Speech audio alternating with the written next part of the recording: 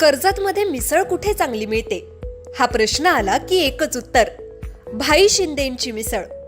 झणझणीत मसाला, अस्सल घरगुती चव आणि प्रत्येक घासात वाह असं म्हणायला लावणारा स्वाद. शिंदेंची मिसळ म्हणजे चवीची खरी ओळख. कर्जतला आलात आणि भाई शिंदेंची मिसळ खाल्ली नाही तर तुम्ही मिसळची खरी चव अजून चाखलेलीच नाही. तर आजच या, कर्जतची मिसळ म्हणजे भाई शिंदेंची मिसळ.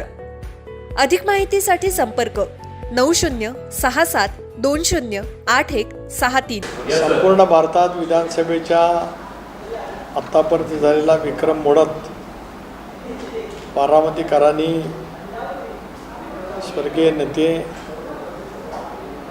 महाराष्ट्राचे विकास पुरुष अजितदादांना जी भावपूर्ण श्रद्धांजली आज समर्पित केली, त्याबद्दल तमाम बारामतीकरांना मी मानाचा मुजरा या ठिकाणी करतो. वहिनींनी रेकॉर्ड ब्रेक विधानसभेमध्ये 2,18,000 मताच्या मताधिक्याने विजय त्या ठिकाणी मिळवला. आणि आपण सरासरी पाहिली तर 98% झालेल्या मतदानामध्ये हे मतदान बारामतीकरांनी वहिनींच्या पाठीशी उभं करत, दादाने आजवर जी काय बारामतीची सेवा केली त्याचा अत्यंत योग्य पद्धतीने त्यांच्या अंतःकरणापासूनच्या भावना त्या ठिकाणी व्यक्त केल्या. प्रदेश राष्ट्रवादी काँग्रेस पक्षाचा अध्यक्ष म्हणून दादांना विनम्रपणाची भावपूर्ण श्रद्धांजली अर्पण करत असतानाच वहिनींचं मी अंतःकरणापासून अभिनंदन करतो. आणि मला असं वाटतं की जसा आजवर क्रिकेटच्या इतिहासात सचिन तेंडुलकरचा विक्रम आहे, तसाच हा विधानसभेचा वहिनींनी केलेला विक्रम हा आता पुढच्या कालावधीमध्ये चंद्रसूर्य तारे असेपर्यंत राहील, अशाही भावना या निमित्ताने व्यक्त करतो. कारण आपण पाहिलं की 11 वेळा अर्थसंकल्प, 6 वेळा उपमुख्यमंत्री हाही दादांच्या नावाने विक्रम आहेच. वहिनी पहिल्या उपमुख्यमंत्री म्हणून त्याची नोंदही महाराष्ट्राच्या राजकीय इतिहासात झालेलीच आहे. अशा वेळच्या आजच्या पोटनिवडणुकीचं विक्रमी मतदान हे सर्वांनाच एका वेगळ्या भावनेमध्ये त्या ठिकाणी घेऊन जाणार आहे. आज आपण देशभरामध्ये पाहिलं तर देशाला जगाच्या पाठीवरती अतिशय उत्तम पद्धतीने अधिक विकसित राष्ट्र, मजबूत राष्ट्र करण्याचा प्रयत्न करणारे नरेंद्र मोदी साहेब, विशेष करून देशाचे कणखर गृहमंत्री अमित शाह यांच्या नेतृत्वावरती विश्वास ठेवत पश्चिम बंगालमध्ये 15 वर्षाच्या प्रदीर्घ कालावधीच्या नंतर जे परिवर्तन झालं ते अभूतपूर्व अशाच पैचं परिवर्तन त्या ठिकाणी आहे. आणि सातत्याने अमितभाईंनी जी रणनीती पश्चिम बंगालच्या निवडणुकीच्या निमित्ताने गेले वर्षभर करत होते त्याचंही यश आहेच. पंतप्रधान नरेंद्र मोदी साहेबांचा करिश्मा आता संबंध देशव्यापी कशा पद्धतीने प्रभावित होतो आहे हे आज आपल्याला पश्चिम बंगालबरोबरच आसाम आणि पांडिचेरी या राज्यामध्ये मिळालेल्या यशाच्या नंतर ते अधोरेखित होत आहे.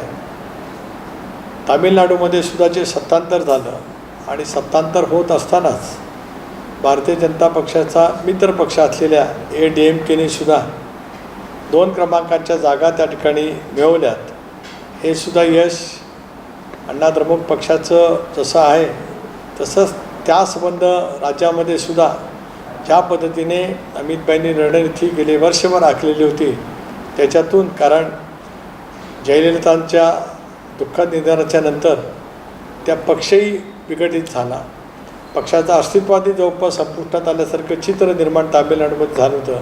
अशा वेळेला भारतीय जनता पक्षाचा एक मित्रपक्ष म्हणून, स्वतः इंडियाचा मित्रपक्ष म्हणून त्यांनीसुद्धा त्या ठिकाणी जे काही नीतिदीपक यश मिळवलेलं आहे ते आपल्या सर्वांत एकंदरीत अमितभाईंच्या रणनीतीचा तो एक भाग आहेच.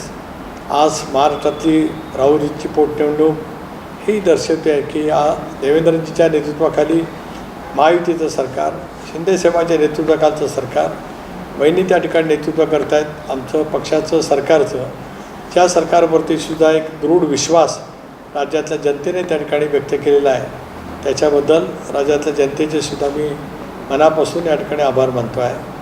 बारामतीच्या निवडणुकीमध्ये जसं बारामतीकरांनी प्रेम व्यक्त केलं तसं खासदार पार्थ पवार, जय पवार, बारामतीतील राष्ट्रवादी काँग्रेस पक्षाचे असंख्य सहकारी कार्यकर्ते यांनी अचूक नियोजनाबरोबरच जे काय मतदारांच्यापर्यंत पोचण्याच्यासाठी जे नियोजन केलं त्याच्याबद्दल त्यांचेसुद्धा मी मनापासून या ठिकाणी अभिनंदन करतो आहे.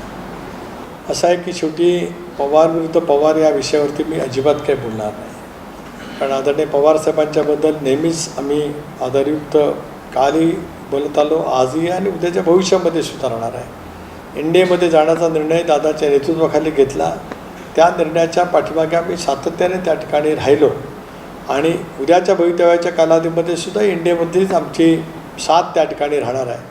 अशा वेळेला काल परवासुद्धा काही वक्तव्य ऐकली त्याच्यातून की इकडे आले तर असं होईल, एकूण तिथला तसं होईल.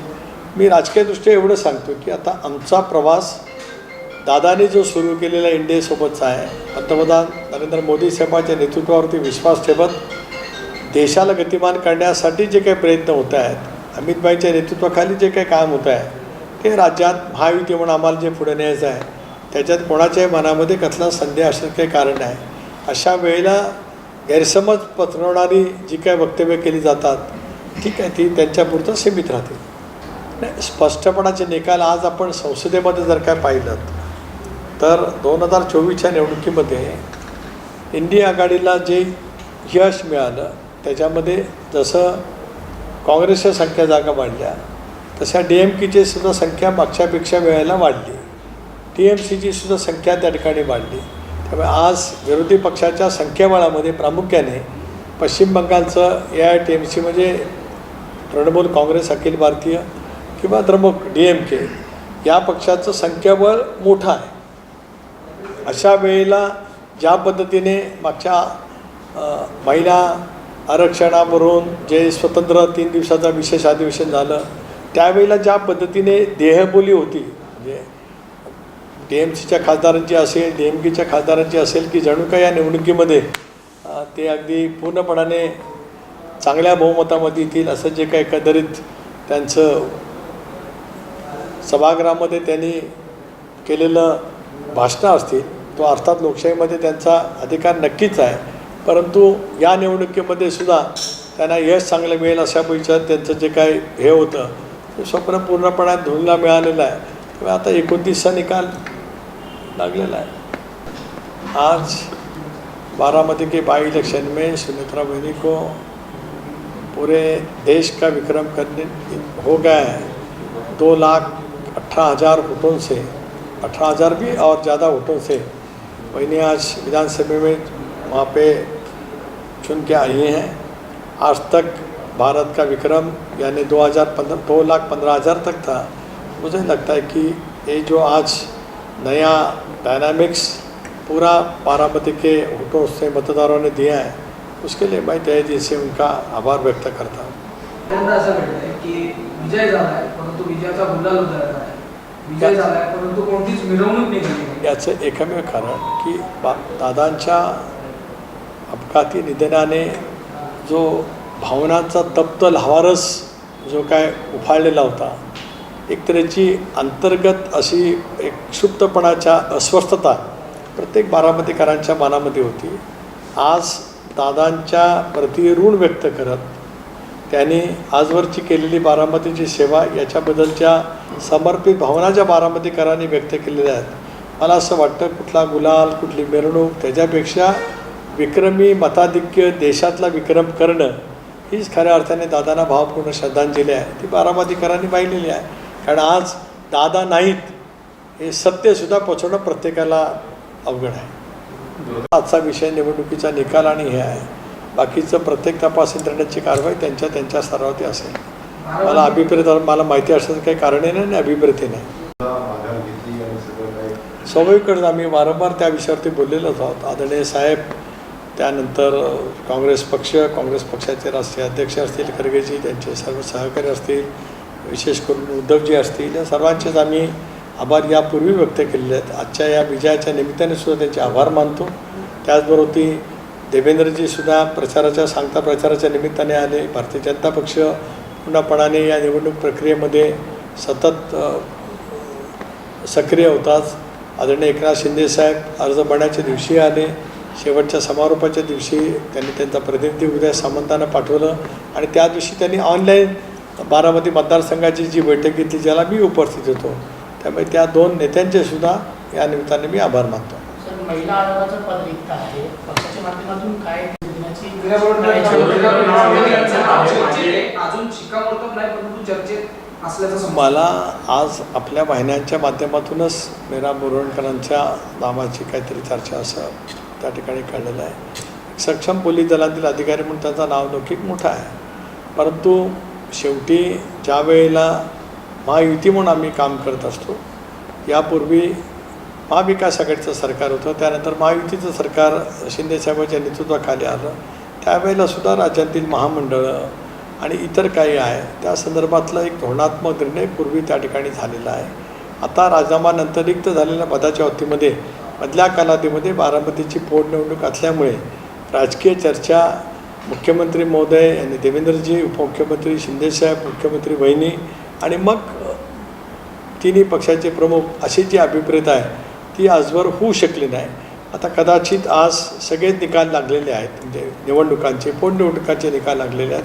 पुढच्या कालावधीमध्ये बैठक त्यावेळेला होईल, त्या संदर्भातली चर्चा होईल आणि मग त्यातला अंतिम निर्णय आपल्याला कळवण्यात येईल. धन्यवाद. तुमच्या जाहिरातीसाठी एक संधी मोठ्या प्रेक्षकांपर्यंत पोहोचवा.